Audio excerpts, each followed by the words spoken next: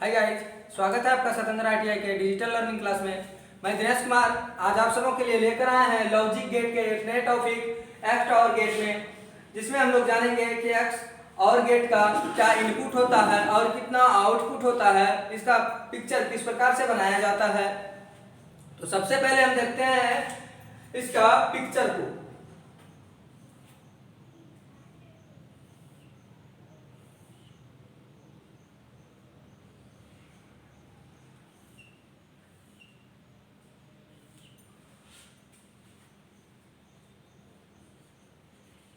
अगर इसके पिक्चर को ध्यान से देखा जाए तो इसमें इनपुट ए और बी है और आउटपुट वाई है।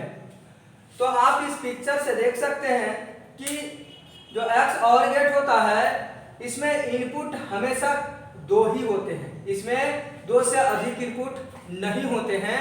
इस गेट में इनपुट कितने होते हैं? केवल दो होते हैं, आउटपुट केवल एक होते हैं और आउटपुट का मान परिवर्तित होता है। जैसे मान लिया जाए इनपुट ए का मान 0 और बी का मान 0 हो तो आउटपुट 0 होगा। यदि दोनों इनपुट सिग्नलों का मान एक जैसा हो, दोनों इनपुट सिग्नलों का मान समान हो तो आउटपुट 0 होगा। ठीक है। और अगर इन दोनों इनपुट सिग्नल में से एक का भी मान बदल जाए, मान लीजिए एक का 0 है और एक का 1 हो जाए, तो इसका आउटपुट क्या होगा? 1 होगा। और ठीक उसी प्रकार से यदि ए का मान 1 हो जाए और बी का मान 0 हो जाए तो फिर भी इसका आउटपुट 1 ही होगा। और अगर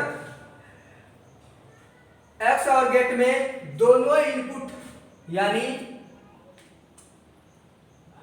ए भी और बी भी 1 हो जाए, यानी दोनों फिर से क्या हुए? समान हो गए। यानी दोनों इनपुट सिग्नल अगर एक समान हो तो आउटपुट क्या होना है? 0 होना है।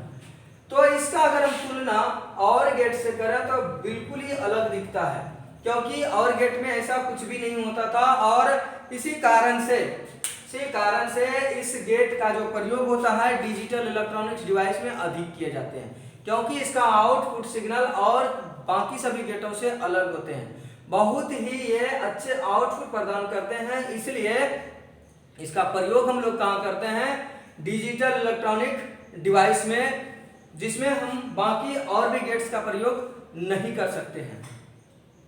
तो आप लोग को ये समझ में आया होगा कि 0 कब होता है और 1 कब होता है। तो एक चार्ट सारणी को हम लोग देखते हैं। मान लिया जाए एक सारणी हमारे पास इस प्रकार से है।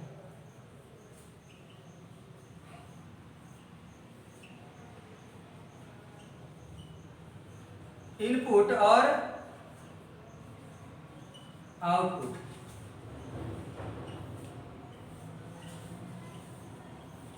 तो हमने क्या देखा था इसमें कि 1 और 1।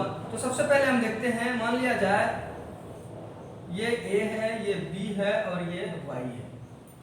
अगर ये 0 होगा, A और B भी 0, तो क्या देखे हमने? परिणाम क्या देखा कि परिणाम भी 0 होता है। और अगर A 1 हो और B 0 हो तो परिणाम 1 होगा। और अगर A 0 है, B 1 है तो परिणाम 1 होगा। और अगर A 1 और B 1 है तो परिणाम 0 होगा। केवल आपको एक्स और गेट को जानने के लिए इस सारणी का सहायता लेना होगा। अगर ये सारणी आपको याद है तो आसानी से इसके आउटपुट सिग्नल को आप निकाल पाएंगे। और किसी भी एग्जाम में अगर एक्स और गेट का आउटपुट पूछा जाता है, उसका इनपुट दिया हुआ है और आउटपुट पूछा जाता है, तो आप आसानी से उसको आंसर दे पाएंगे, क्योंकि आपको पता है 0 और 0 0, 1 0 1 और 0 1 1 और 1 1 0, जैसा कि फुल्ली एकदम बाइनरी में होता है। बाइनरी का आप अगर जोड़ को ध्यान से देखें तो जस्ट इसी प्रकार से आपको दिखेंगे, क्योंकि वहां पर भी हम लोग 0 0 0 करते थे, 0 1 1 करते थे, 1 0 1 करते थे और 0 1 1 करते थे और 1 1 0 करते थे। बिल्कुल बाइनरी का जोड़ पर यह निर्धारित होता है एक्स और गेट। इसीलिए तो कहा जाता है कि इस गेट का प्रयोग डिजिटल इलेक्ट्रॉनिक्स डिवाइस में ज्यादातर किया जाता है, इसका प्रयोग वहां पर होता है।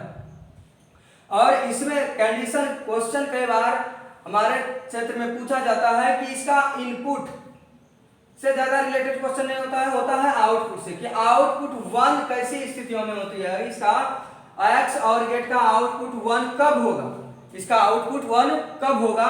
तो हम आंसर दे सकते हैं जब इनपुट में किसी एक सिग्नल का मान 1 और एक सिग्नल का मान 0 होगा।